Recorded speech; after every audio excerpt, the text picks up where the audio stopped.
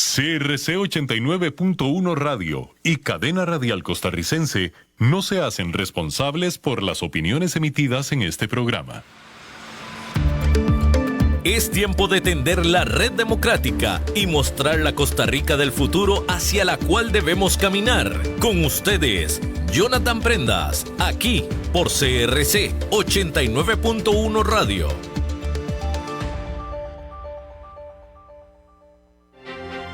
Saludos, mis buenos amigos de Red Democrática, bienvenida familia a lo largo y ancho de Costa Rica a través de la 89.1 FM para todos los que tienen la radio tradicional y la plataforma digital @CRC 89.1 Radio, @Jonathan Prendas, @Red Democrática. Estamos totalmente listos para llevarles a ustedes un nuevo programa que la Fundación Red Democrática ha preparado en coordinación con nuestros invitados para siempre llevarles hasta ustedes la mejor información, lo que ustedes necesitan saber para tomar buenas y sanas decisiones en un ambiente siempre de creación para poder heredarle a nuestros hijos y a nuestros nietos la mejor versión de la Costa Rica en la cual ellos puedan vivir. Si nuestros padres y abuelos nos la dieron de la mejor manera, es nuestra responsabilidad informarnos y también tomar decisiones que les permitan a ellos vivir adecuadamente. El día de hoy tenemos un invitado que nos viene a completar una fórmula de comunicación, de información sobre el Partido Liberación Nacional. Ya hemos entrevistado a don Marvin Taylor, a don Gilbert Jiménez, a Carolina Delgado y hoy tenemos al cuarto precandidato del Partido Liberación Nacional que busca en el próximo mes de abril convertirse en el candidato y referente del Partido Liberacionista rumbo a las elecciones del 2026. Don Álvaro Ramos Chávez ya ha estado con nosotros con el sombrero técnico, hoy lo hace con el sombrero político. Don Álvaro, bienvenido a esta su casa, Red Democrática. Muchísimas gracias, don Jonathan. Siempre un placer volver a un lugar en el que siempre me han recibido con tanta generosidad. Gracias a usted, don Álvaro, por sacar de su agenda. Sabemos y hemos visto que han dado en la zona norte, en las provincias del Gran Área Metropolitana, que va próximamente para otras en el Pacífico. Y en medio de toda esa agenda es que queremos conversar con usted porque viene una decisión muy importante que ya empezó a avanzar y es que Liberación Nacional quiere que en padrón abierto se escoja al candidato que los va a representar en el 2026. Ese padrón abierto es todo un reto porque entra el pueblo liberacionista y entra también pueblo que no necesariamente liberacionista y que tal vez pueda querer influir en la decisión final. ¿Cómo se siente usted de levantar la mano y decir yo creo ser la persona idónea para poder llevar a Liberación Nacional nuevamente a la presidencia de la República? Sí, yo estoy convencido de que es esencial liberar a Costa Rica de un proceso de liderazgo tóxico, de discursos tóxicos, de una política de división poco constructiva, y siempre me he considerado una persona que tiende puentes, que dialoga, que escucha, como he repetido en muchas ocasiones, y bueno, lo sabes porque nos conocemos, soy sordo, este país me enseñó a escuchar, me encanta dialogar, me encanta aprender, y hemos ido formando un equipo maravilloso que estoy bastante seguro que podemos ganar la convención, y más bien nosotros felices de que sea abierta porque estamos convencidos de que Liberación Nacional tiene que incorporar gente que se había alejado del partido, incorporar gente que comparte las convicciones socialdemocráticas del partido, pero que tal vez no había sentido afinidad hasta ahora y puede creer en este proyecto que debe ser la base de un movimiento eventualmente para ganar la elección nacional. Y digamos con esa convicción de que la democracia es para resolver problemas. Y en esa misma línea, pues efectivamente lo que yo siempre he dicho es, yo no veo ningún problema en la convención abierta, me parece maravilloso que vengan personas liberacionistas a votar, y no liberacionistas a votar. Lo que tenemos que tener cuidado es la motivación o la intención. Si es que creemos en esta persona como alguien que puede representar los valores de liberación nacional y los valores del país, bienvenidos todos. Pero aquellos que quieren venir a votar a la Convención de Liberación Nacional para hacerle daño, a eso yo sí les digo, mire, si usted no cree en liberación nacional no hay ningún problema, esto es una democracia, vote por otro partido, un partido incluso que se manifieste abiertamente en contra de liberación, pero porque va a venir a una convención a votar en algo en lo que no cree. Pero bueno, esa es una... Para mí eso es separado de si la convención es abierta o cerrada. Para mí la esencia de Liberación Nacional que nació para defender la democracia desde 1948 y ha estado siempre en ese proceso de perfeccionamiento democrático. Álvaro, y cuando estabas reflexionando si dar este paso, tenías en la carpeta de apuntes muchos asteriscos que tenías que subsanar y tenías que tener tranquilidad para dar este paso.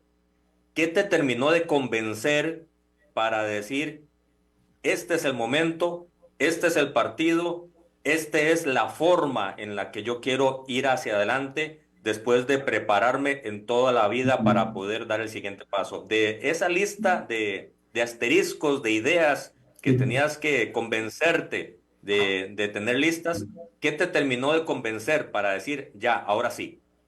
Sí, magnífica pregunta. Bueno, lo conversamos muchas veces en privado, pero bueno, puedo ampliarte un poco en este espacio. En primer lugar, yo venía detectando, porque como siempre tuve la convicción y la afinidad con el Partido de Liberación Nacional, yo venía, pero siempre en los espacios más técnicos, ¿verdad? Lo dijiste ahora más temprano, siempre me invitaste en calidad de técnico, esta es la primera vez que hablamos ya en un plano más político, donde yo tenía esta duda de, bueno, ¿entro a la arena electoral o no en el Partido de Liberación Nacional? Esa duda se fue despejando en las últimas asambleas, cuando los jóvenes del partido, algunas autoridades del partido empezaron a clamar públicamente, queremos liderazgo nuevo, queremos renovar el partido, y digamos que ese clamor verbal no me hubiera persuadido, pero de repente uno ve que las propias asambleas empezaron a romper la línea y parecían asambleas caóticas, ¿verdad? Que se rompían quórum, que volvían a aparecer, no parecían, y uno tal vez muy afuera se siente un poco asustado de ver esa evolución. Ahora lo veo como una especie de parto, ¿verdad? El parto es doloroso, pero nace nueva vida, nace algo maravilloso. Y entonces yo sentí eso, que fue un proceso doloroso para el partido. Pero, Se te fue un poco la señal, Álvaro, se hizo un corte ahí de señal de internet, no, entonces... que había sido un proceso doloroso para el partido, pero que dieron un salto adelante. Modificaron la asamblea del partido, la ampliaron, la abrieron a un montón de nuevos sectores, como el agro, el comunalismo, el solidarismo, cultura, deporte, empresarios, empezaron a abrir más sectores al partido, que era algo por lo que yo había abogado desde hace bastantes meses. Cuando yo hablaba con las autoridades del partido, les decía, creo mucho en que el partido se debe volver a aliar con sectores a los que ha alejado a través del tiempo. De repente vi que de verdad los estaban incorporando y no en espacios vacíos. No, digamos, sentémonos a hablar en una mesa de diálogo, bien, pero ¿qué va a concretar eso? No, les dieron voz y voto en la asamblea del partido, van a tener miembros que los van a representar el partido. Para mí ese es otro nivel de juego. O sea, es muy diferente nada más decir, bueno, vamos a tener unos tallercitos con los comunalistas, vamos a tener unos tallercitos con los solidaristas. Cuando yo empecé a ver que dijeron, no, les vamos a dar voz y voto en la asamblea a los comunalistas, a los solidaristas, a los empresarios, dije, este es un partido que está haciendo un esfuerzo real por transformarse. Y además simultáneamente vimos cómo se hicieron a un lado los líderes históricos, empezaron a anunciar uno tras otro. Nos apartamos, ya no participaremos, le damos espacio a los que quieran venir. Y ahí fue donde yo empecé a persuadirme, debo de levantar la mano para participar en esto, pero la reflexión final en realidad fue en fin de año, que en fin de año empecé a meditar. Bueno, vamos a ver, yo soy un convencido de que se está dando un fenómeno de erosión democrática, no solo en Costa Rica, sino a nivel planetario. Entonces, un poco la pregunta es, ¿existe una especie de manual del dictador? Bueno, lo han mencionado mucho, un manual del autócrata, el populista, el dictador, cualquiera de los nombres aplica, porque básicamente es el mismo fenómeno, un manual de cómo erosionar o cómo minar una democracia. Y cuando investigué, bueno, porque le pregunté a amigos míos, académicos, expertos en esos temas, y me dijeron, mira, léete este y este y este libro. Entonces me los empecé a leer. Y lo que es lo común que le vi a esos libros, aparte de la importancia de la sociedad civil, la importancia de la libertad de prensa, la importancia de las cortes constitucionales fuertes e independientes, digamos, algunas líneas que uno ya decía me parecen bastante normales. Y había una línea que me llamó la atención que decía, para combatir la erosión democrática hay que tener mucho cuidado con modelos de liderazgo muy personalista. Lo que conviene para solidificar la democracia es partidos fuertes. Y yo, ok, si de verdad tengo por objetivo, yo, Álvaro Ramos, ayudar a un rescate democrático de Costa Rica, debo de hacerlo en el marco de un partido fuerte. Y por supuesto, para mí, y creo que para casi todos los costarricenses, el partido fuerte por antonomasia es Costa Rica Liberación Nacional, con el cual además he tenido esta afinidad personal, histórica, familiar. Y entonces dije, aquí hay que ayudar a Liberación Nacional a renovarse, a fortalecerse, y como es un partido con una vocación democrática tan fuerte, recuperaremos ese modelo que siempre caracterizó a Costa Rica de amplias libertades. Ahora, sí estoy convencido de que uno no puede rescatar la democracia en abstracto. Por eso yo hablo mucho de la democracia para resolver problemas.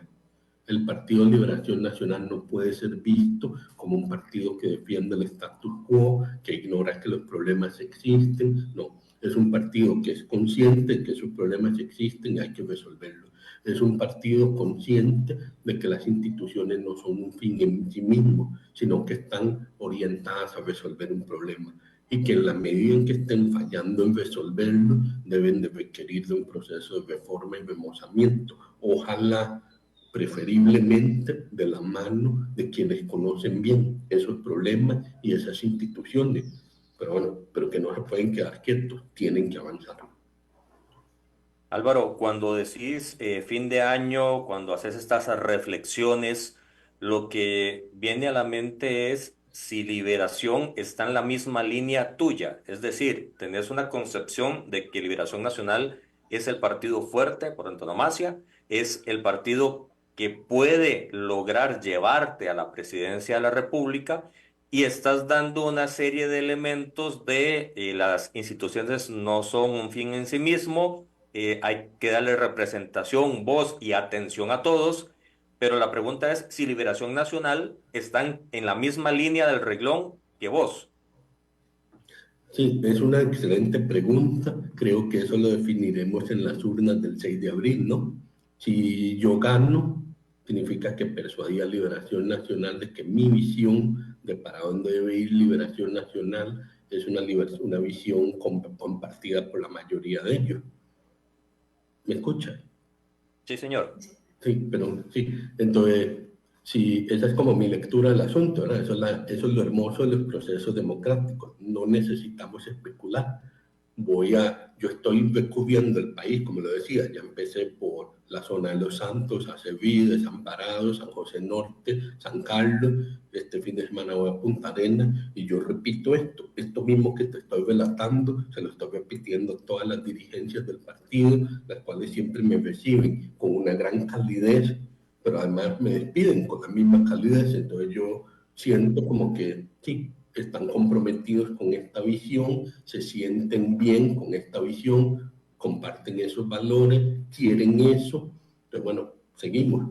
Y cuando eso se manifieste en votos, es mi esperanza, ¿verdad? Yo ganar el 6 de abril poder decir, he recibido un mandato de los liberacionistas y de aquellos que quieren acompañar a Liberación en este proyecto de renovación, de que por aquí es, por una visión liberacionista que no se aparta de esos valores profundamente democráticos, de esos valores de buscar el bienestar de la mayoría, pero que tampoco se aferra a anclajes tal vez del pasado, de que todo tiene que hacerse igual que en el pasado, porque además si de verdad estamos buscando el bienestar de la mayoría, pues entonces hay que asegurarse de hacer aquellos cambios que continúen en esa dirección. Y yo soy el primero en decir, la Caja es una institución de primer mundo, pero no es perfecta. Mi objetivo no es defender la Caja en realidad, mi objetivo es que todos los costarricenses tengan acceso a la salud, que tengamos un derecho a la salud universal, efectivamente ampliado, ejecutado.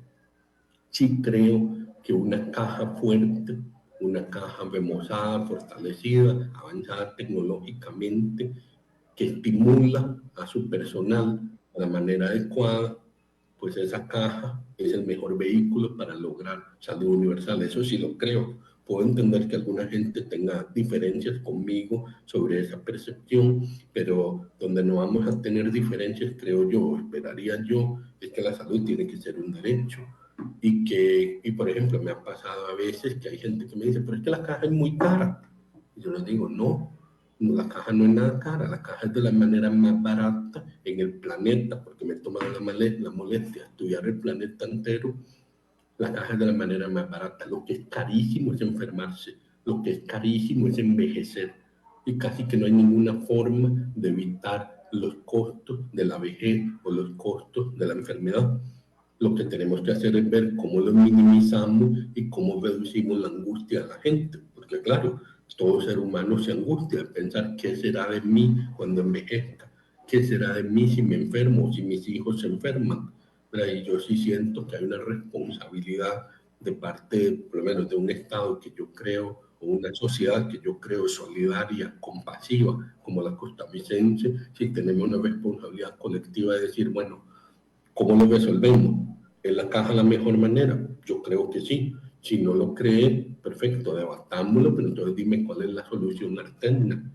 Que eso es algo que yo confieso, yo procuro no hablar mucho de la presente administración, pero yo sí siento que la presente administración tiene un comportamiento reiterado donde para arreglar una gotera quema la casa.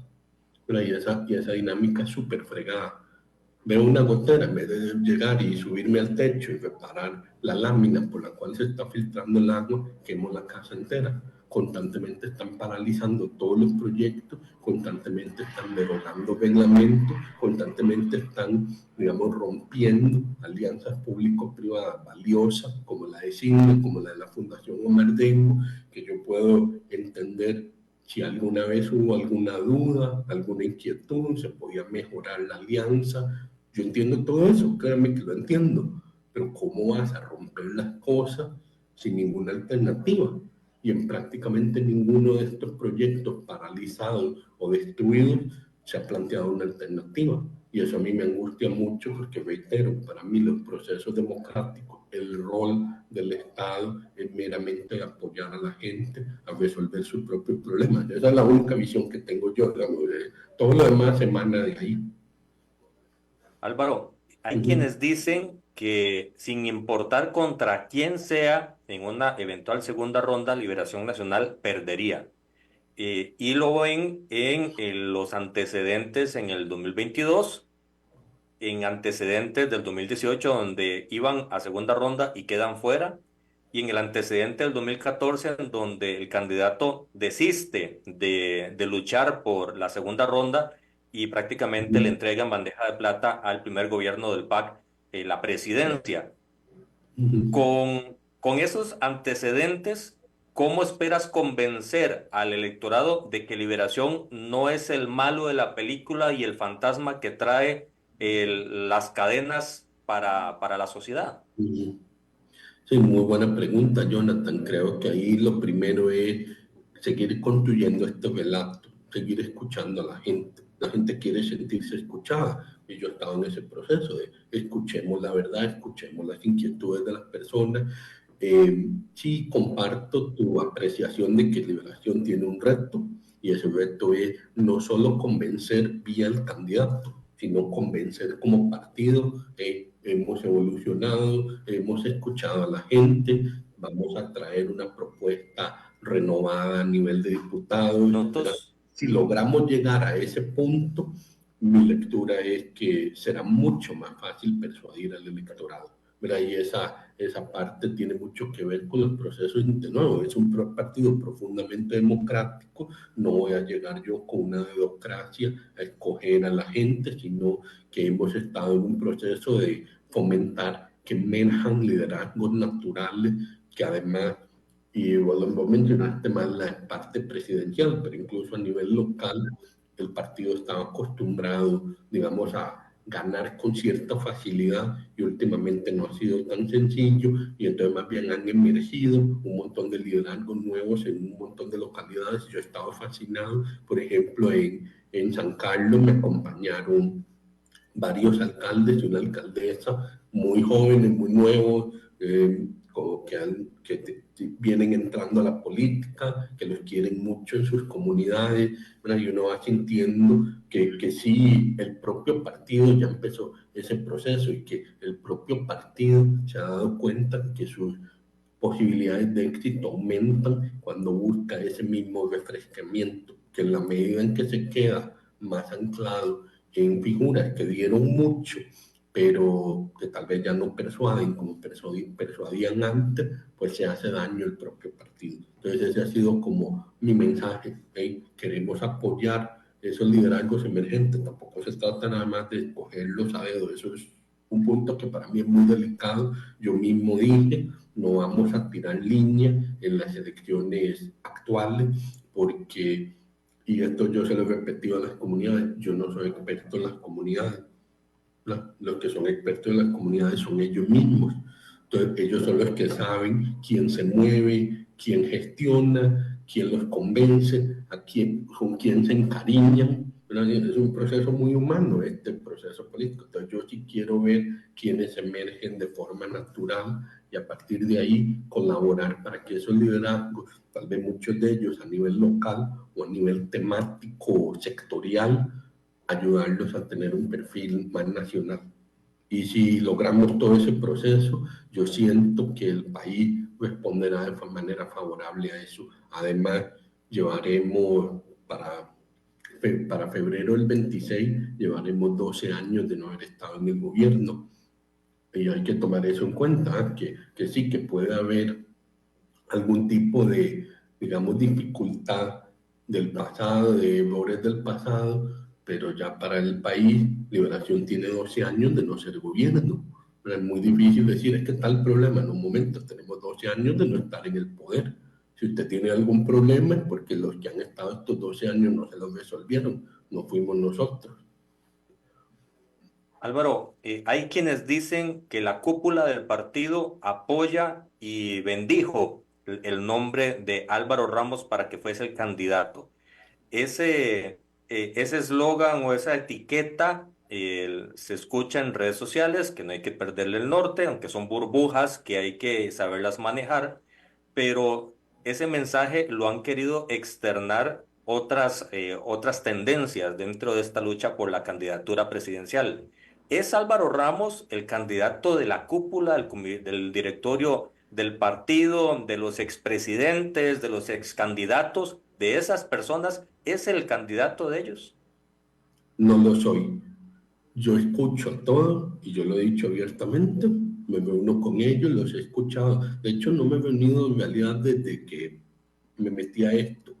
Hablaba con ellos el año pasado, pero a ninguno le sigo instrucciones. De hecho, sin decir nombre, más de uno me dijo que mejor no me metiera. Y no hice caso, aquí estoy. ¿Verdad? Entonces, ¿cómo se llama? Me ha parecido muy curiosas esas manifestaciones. Supongo que lo dice principalmente gente que no concibe no seguir instrucciones. Bueno, cada ladrón juzga por su condición, supongo yo, y hay gente muy acostumbrada a seguir instrucciones y no se imaginan que puede llegar alguien independiente como yo. El entorno inmediato de Álvaro Ramos en la campaña tiene representación inmediata de estas personas? No, yo lo que tengo es muchos liberacionistas, pero bueno, es liberación nacional. Creo que la gente está pretendiendo un mundo donde liberación no tenga liberacionistas. Y yo de una vez le puedo decir, eso no va a pasar. Esa es la primera parte. La segunda parte, esto es bien importante, mis vínculos con las personas que llamé a la campaña son vínculos directos. Yo los llamé, yo les pedí, ayúdenme, yo les conozco a ustedes, me parecen personas valiosas y los llamé. Mira, y eso es una dinámica muy diferente a la que yo supongo que alguna gente tiene en la cabeza, que voy donde un jefe superior y le pido permiso para traerme a tal persona, o peor todavía, que ese jefe superior me indica llévese a tal persona. Eso no ha ocurrido. Todas mis relaciones son directamente con las personas. Yo los llamo, yo les digo, quiero tu ayuda, vení conmigo, y así ha sido. Y así fui llamando a todo mi círculo cercano en la campaña. Y esto ha sido una dinámica muy sana, porque ellos saben que yo soy el que confía en ellos.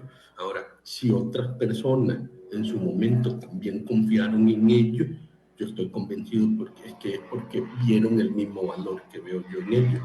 Y esa parte que yo creo que hay como que replantearse un poco de los esquemas mentales de las personas. Nos hemos vuelto un país mucho más profesional, donde la gente está más preparada, es muy competente, domina muy bien su materia, ¿verdad? De todas las que se te puedan ocurrir, desde comunicación hasta estrategia, pasando por territorio. Este es un partido de Liberación Nacional extraordinario en eso, tiene un montón de especialistas en cada temita que se te pueda ocurrir que surge en la campaña. Más bien, tenemos un tema de que hay que escuchar 10 voces para cada tema, porque más bien tenés 10 expertos para todo. Es un proceso maravilloso. Y entonces yo creo que soy una persona que aprecia mucho esa experticia, que abunda en Liberación Nacional. Entonces yo voy escuchando todas esas voces valiosas, las voy incorporando y les vamos dando los goles. Y ha sido un proceso muy lindo, porque ha sido una campaña llena de mística, llena de ilusión, y ese mensaje, esa mística, esa ilusión es el que hemos procurado transmitir una y otra vez en nuestras visitas territoriales y sectoriales. Álvaro, acá en Red Democrática, en esta primera parte del programa, estamos haciéndote consultas de lo que dicen otros precandidatos, otros partidos, para aclarar esos mitos. Y después vamos a empezar con temas específicos de tus ideas, para saber qué le propones a los costarricenses más allá del pueblo liberacionista, como has querido dar a entender que no solo estás detrás de los votos en la convención de liberacionismo, sino de gente que fuera liberacionismo quiera apoyar tu nombre para la presidencia de la República. Hay dos elementos o dos discursos, uno proveniente básicamente tres, te voy a poner tres temas. Uno de un ex partidario de Liberación Nacional, Claudio Alpizar, que dice Liberación Nacional ya no es socialdemócrata. Número dos, de Juan Carlos Hidalgo, el eminente, o más bien, la persona que va a ser prácticamente ya ungido como el candidato de la Unidad Social Cristiana, que dice, Liberación no ha entendido cómo se está moviendo el tablero y van a seguir sufriendo en el camino electoral. Y tres, el de un compañero de ustedes de otra tendencia, otro candidato, don Gilbert Jiménez, que dice, si a Álvaro Ramos Chávez no lo hubieran sacado del gobierno, no estarían criticando al gobierno y no estaría como candidato de Liberación. ¿Qué piensas de esas tres reflexiones o esas tres ideas que están puestas sobre la mesa de este ajedrez electoral del año en el que nos encontramos? Sí, gracias, Jonathan. Lo primero sería que el Partido de Liberación Nacional es un partido muy grande, se define mucho como en el centro de todo el esquema político costarricense, pero invitando a personas de todos lados. Entonces, lógicamente va a haber muchos perfiles o muchas posiciones ideológicas, pero que como partido claramente sigue teniendo esa vocación socialdemócrata. Lo que pasa es que la socialdemocracia no se puede quedar, digamos, respondiendo o solucionando problemas de 1960. O sea, la forma en que se solucionaron las cosas en 1960 no es como las podemos solucionar en el 2026. Entonces ahí hay que tener como esa conciencia de que, y tal vez yo quisiera como profundizar en esta reflexión. Número uno, el tema de la democracia, Adelante. no dejarla como un discurso vacío. Para mí es un tema de difusión de poder, ¿verdad? Cómo se difumina el poder y cómo evitar que se concentre. Y en eso yo estoy completamente claro que Liberación, hasta en su propia estructura interna, difumina siempre el poder.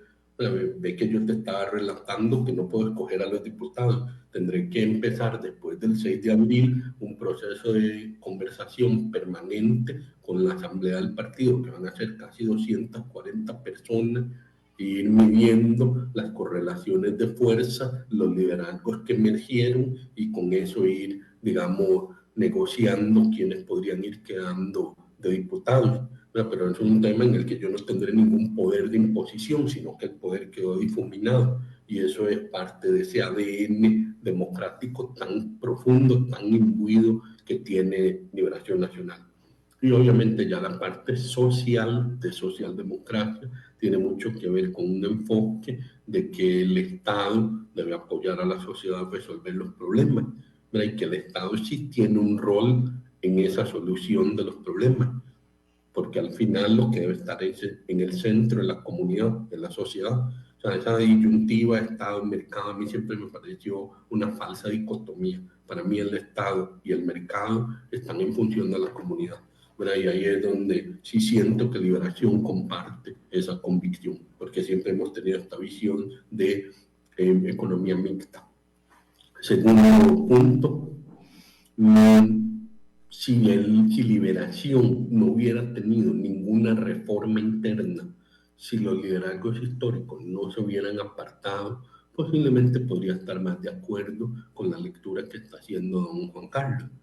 Pero dado que Liberación sí hizo esa reforma, dado que los líderes históricos sí se hicieron a un lado, dado que estamos 4 precandidatos que nunca hemos aspirado antes y por lo tanto, quede quien quede, será una cara nueva.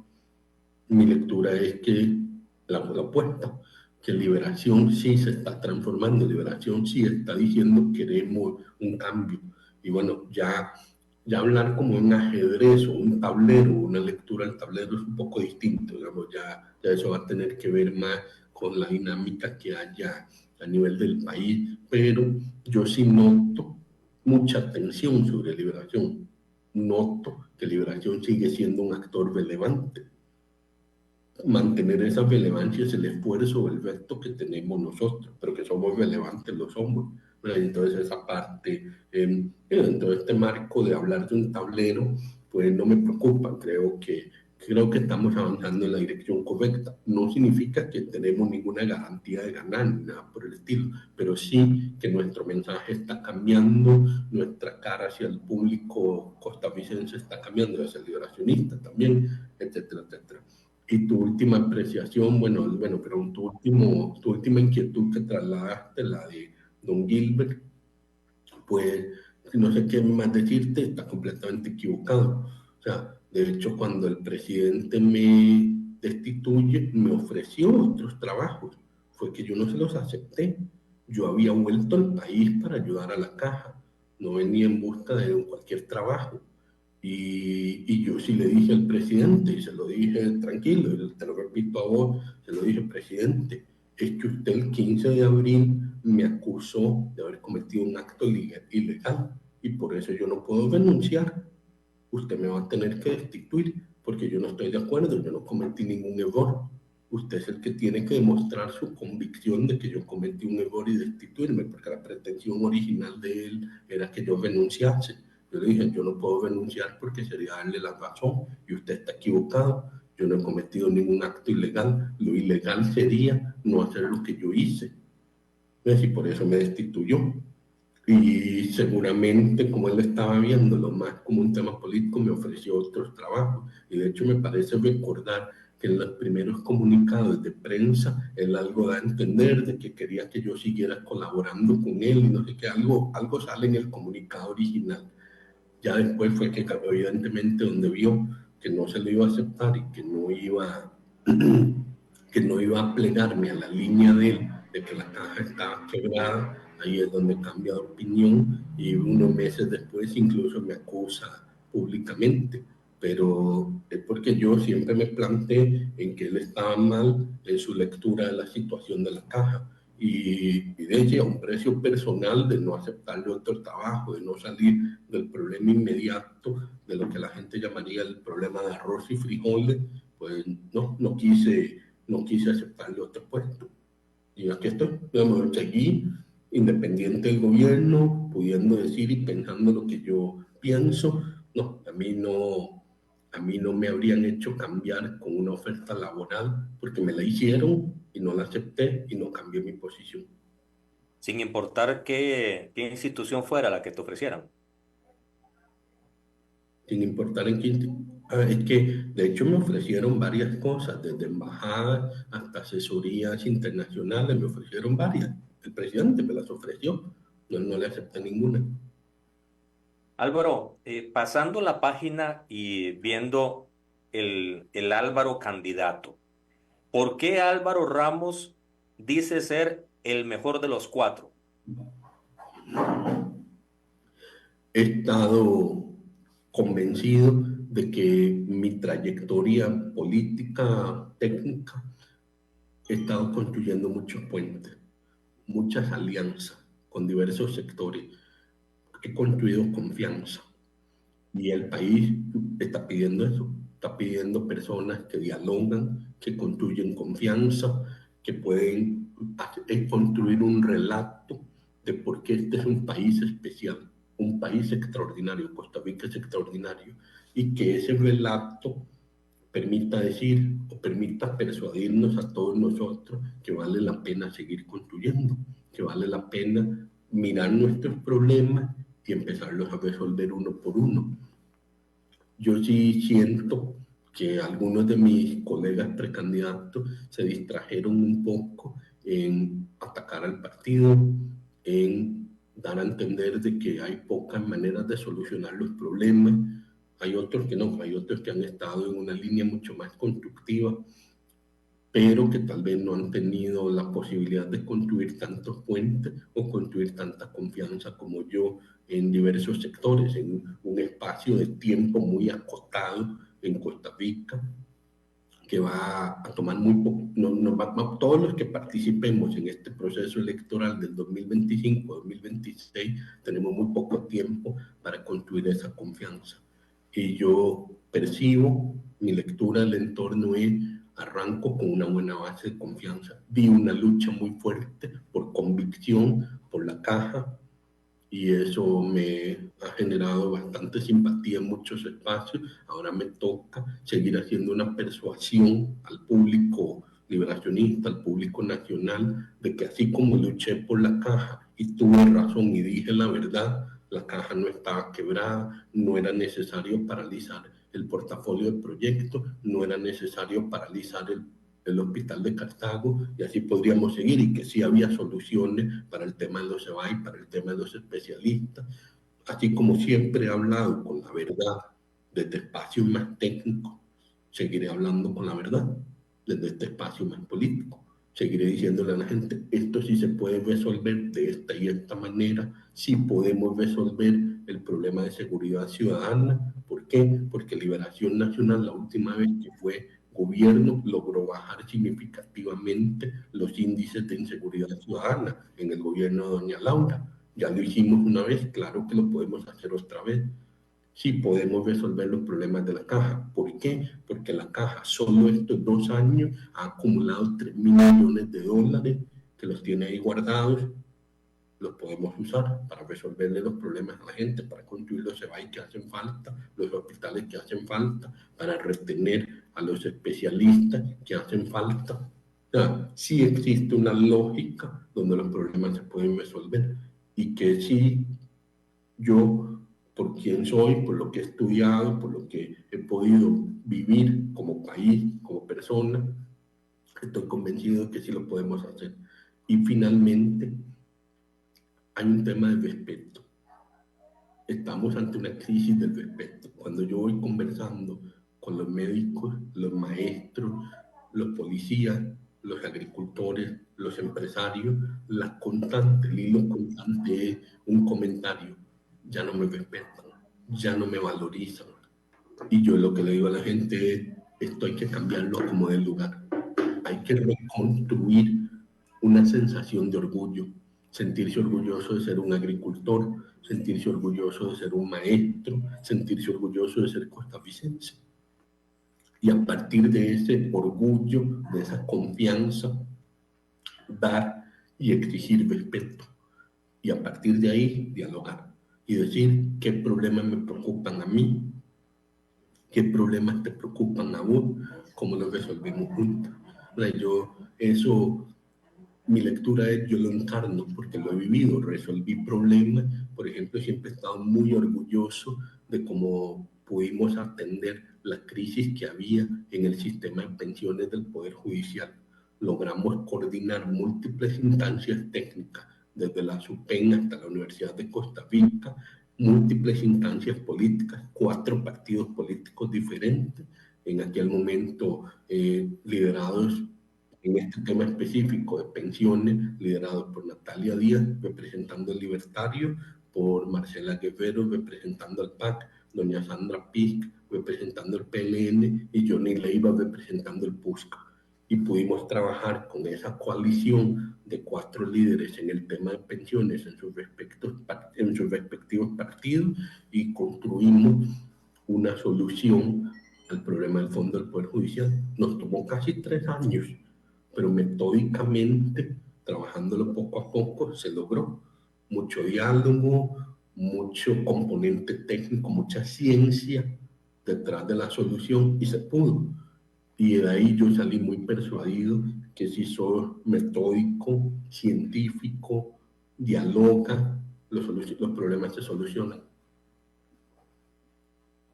Álvaro, ahora decías que seguridad pública se puede rescatar de los índices en los que se encuentra.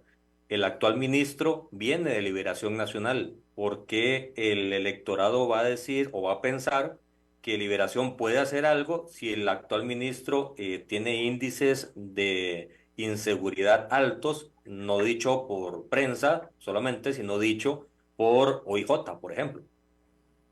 Sí, tal vez vendrá de Liberación, pero no está en un gobierno liberacionista, y claramente está siguiendo instrucciones de autoridades superiores que no le han dado las herramientas ni los recursos para que pueda solucionar el problema de seguridad.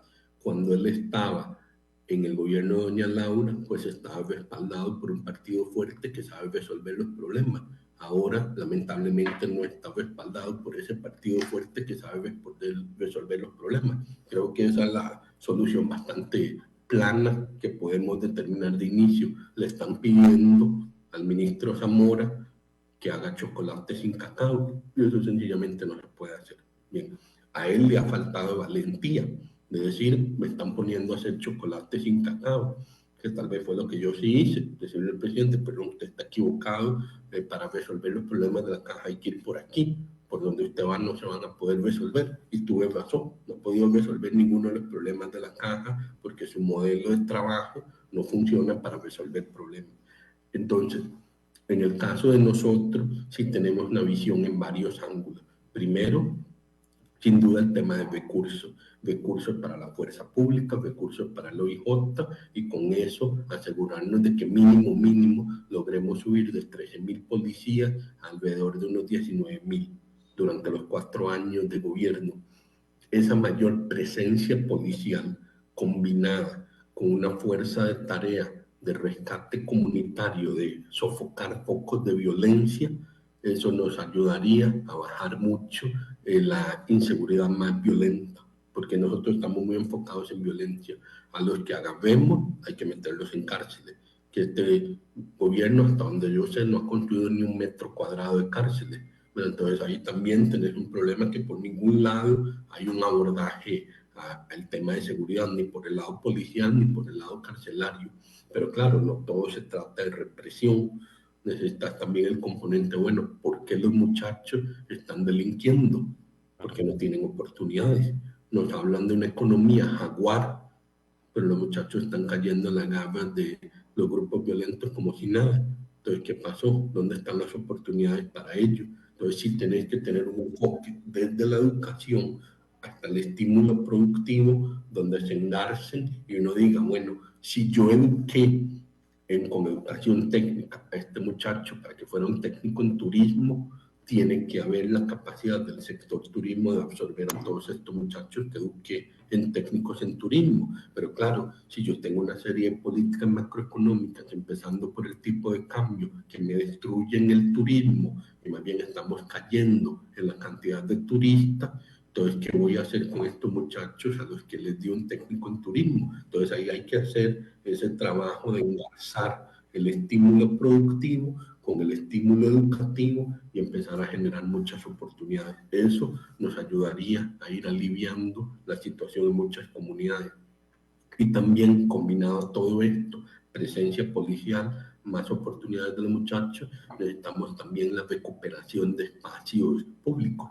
Y esa recuperación de espacios públicos pasa por a veces cosas sencillas como tener más luz o recortar, sacarte alto, y a veces por cosas más complejas como cámaras de seguridad, tener capacidad de tener ubicados y desplazándose a los policías, capacidad de tener eventos culturales y deportivos constantemente en esos espacios públicos para que la comunidad se apropie de ese espacio público y no sean los delincuentes, los grupos violentos los que se apropien de ellos.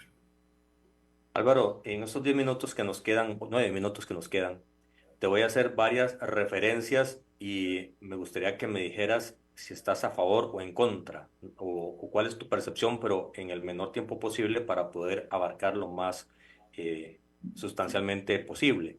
¿Ok? Alianza del Pacífico, ¿a favor o en contra? Alianza del Pacífico. Eso hay que estudiarlo con los grupos de los agricultores, porque ellos siempre han dicho que los afecta mucho y yo quisiera entender bien cuáles son sus reservas. Venta del BCR. Del BCF estamos en contra. La venta de activos se tienen que dar todo un montón de precondiciones para que salgan bien y que no sean un negocio para unos pocos. Y lo que nos han enseñado estos 3 años es que una y otra vez, cuando hablan de vender algo, lo venden o lo promueven de una manera que resulta en detrimento del Estado costarricense, del bienestar de la gente y particularmente de los trabajadores. China o Estados Unidos. Ninguno de los dos. Somos un país que se ha caracterizado por ser neutro. Tenemos una gran amistad con los Estados Unidos desde siempre y China ha sido un gran socio comercial. Lo que nosotros percibimos desde Liberación Nacional es la neutralidad como país y el abogar por la solución pacífica de los conflictos es el único camino correcto. Retiro de visas a personas políticamente expuestas, en este caso 2 diputadas actuales. ¿Cómo lo Sí, perciben? esa es una decisión soberana de los Estados Unidos. Eso trascendió ayer por la noche. A mí no me queda claro los pormenores del tema y preferiría no referirme a él por ahora.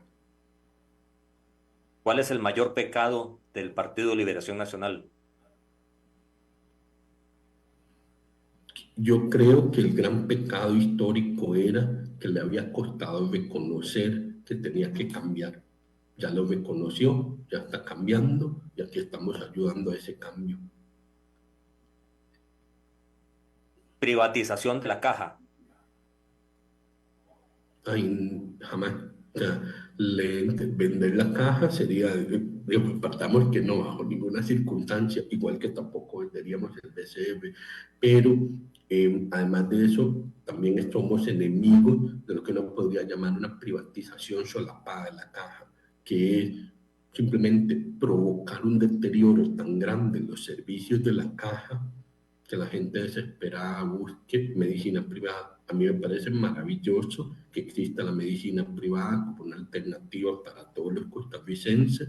Lo que no se vale es hacerle daño a la inmensa mayoría de la población, muchos de los cuales no tienen la opción de acceder a la medicina privada solo para generar un poquito más de demanda por medicina privada. Eso me parece un crimen contra la gente. Hacer de Costa Rica toda una sola zona franca. Esa es una muy buena pregunta. Donde estoy de acuerdo con el espíritu de su pregunta es que yo sí creo que atosigamos mucho al empresario, al emprendedor costarricense que quiere empezar un negocio, le ponemos muchas trabas y lo ayudamos muy poco. Y a veces con la zona franca de lo contrario. Yo lo que creo es, si vamos a nivelar la cancha, nivelémosla al nivel de la zona franca. Ayudemos y apoyemos al emprendedor y al empresario. ¿Cómo lo podemos hacer exactamente? Es algo que podemos hablar más, pero donde estoy de acuerdo es el mismo espíritu con el cual y la misma energía con la cual el Estado ha colaborado, y me parece correcto, a atraer millones de dólares en inversión en zonas francas de grandes multinacionales que le dan trabajo a muchísimos costarricenses. Con ese mismo espíritu de colaboración deberíamos de colaborar con todos los empresarios y emprendedores del país, desde los agricultores, pasando por las cooperativas, hasta las grandes empresas costarricenses. Ese espíritu, esa vocación de servicio y de apoyo, sí debería ser, sí, para repetir tu pregunta, una gran zona franca. ¿Cuál problema es más grande para el país? ¿La inseguridad o la falta de una ruta en educación? En mi criterio, la más inmediata es la inseguridad. Para el futuro de los muchachos, educación. Pero desde un punto de vista tal vez de la arquitectura del Estado, no ganamos mucho, a mí me lo dicen los mismos maestros, no ganamos mucho si los muchachos vienen sin beca, sin transporte, de comunidades violentas que los asaltan, y entonces llegan con la peor de las disposiciones a aprender a la escuela. O sea, si los muchachos vienen de comunidades seguras, vienen apoyados a nivel de becas, de transporte, vienen bien comidos, entonces llegan en buena disposición a aprender. Esto es bastante integral siempre, pero sí me parece que lo primero que hay que atajar es la ola de violencia, porque le hace el trabajo muy difícil a los maestros. ¿Ya tienes pensado quiénes podrían ser tus compañeros de fórmula presidencial? No, todavía no lo tengo pensado. Es muy prematuro. Voy a darte una serie de nombres y una característica. Me decís dónde los ubicas. Rodrigo Chávez, diputado o expresidente. El presidente me parecería lo lógico, pero bueno, es que igual si se hace diputado, siempre sería expresidente. Sería, creo, el primer diputado expresidente en la historia. ¿Dónde lo ubicas en este momento más? ¿Con la camisa solo de expresidente o la camisa de diputado? Eh, no, es una pregunta extraña, no quiero psicoanalizarlo, pero claramente tiene más la camisa de expresidente. Oscar Arias. ¿Quién es Oscar Arias para Álvaro Ramos? ¿Quién es Oscar Arias para mí? Un expresidente distinguido, muy conocedor de nuestra política exterior. ¿Quién es Álvaro Ramos, padre, para Álvaro Ramos, hijo? Aparte de la relación natural de familia. Sí, obviamente es mi padre y además un gran asesor en temas de seguridad pública y seguridad ciudadana. En él me recargo mucho para la idea de seguridad. Él no tendrá ningún puesto en mi gobierno. ¿De dónde vendrán los recursos de la campaña de Álvaro Ramos? En este momento están viniendo de muchísimos pequeños y medianos donantes que han estado gentilmente contribuyendo vía, como dispone el Tribunal Supremo, vía las cuentas del Partido de Liberación Nacional, a nuestra tendencia. Entonces yo estoy muy agradecido con ese montón de pequeñas muestras de apoyo que hemos ido recibiendo. Algunas tan pequeñas como 5.000 colones, que estoy seguro fueron un esfuerzo grande para esas personas. Entonces yo estoy especialmente agradecido a esas personas.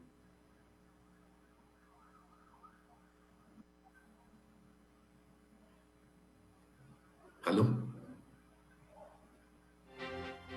Hola.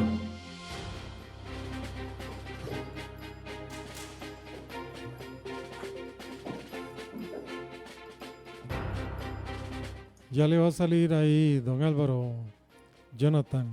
Dígame. Hola, ¿me escucha?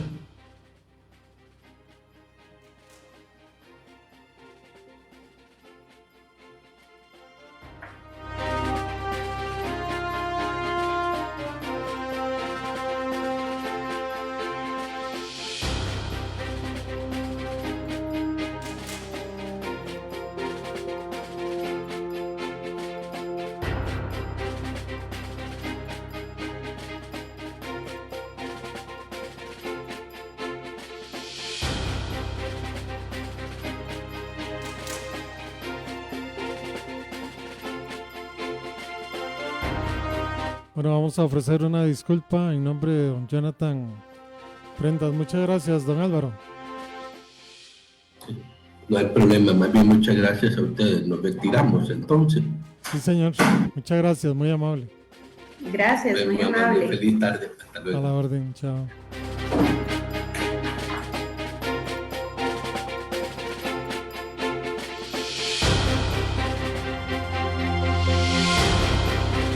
Esto ha sido todo por hoy en Red Democrática. Los esperamos en nuestro próximo programa para seguir descubriendo la Costa Rica del futuro.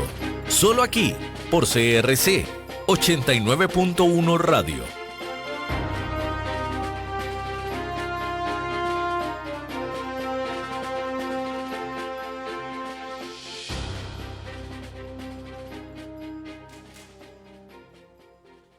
CRC te presenta su nuevo Marketplace, CRC Marketplace. CRC Marketplace, tu nuevo portal de ofertas, descuentos y mucho más. Descubrí una amplia variedad de productos y servicios que necesitas en tu vida. Ingresa ya a CRC Marketplace. CRC Marketplace. Aprovecha nuestros descuentos de este mes, que no te lo cuenten. CRC Marketplace, el lugar de tus ofertas. Ingresa a crc.cr y dale clic donde dice Marketplace. A tu sitio es Splash y para rato, porque es bueno, bonito y barato.